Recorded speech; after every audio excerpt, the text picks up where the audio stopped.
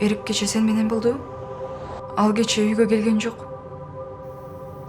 Эрик Арсенден көп акча карызга алган. Кеттик. Күчтүү. Не кылып атасың?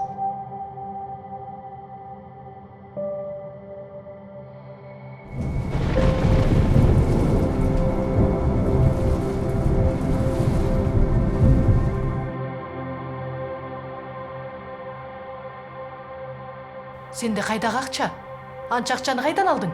Мен чогулткан акчаларым. Өмүр бою кечке тырмак ала бербейм да.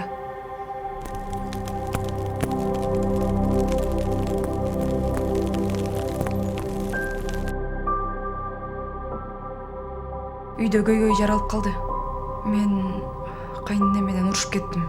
Сен көңүм аябай чоң проблема жарат. Аны мен да таап албай атам. Баарыбыз издеп атабыз.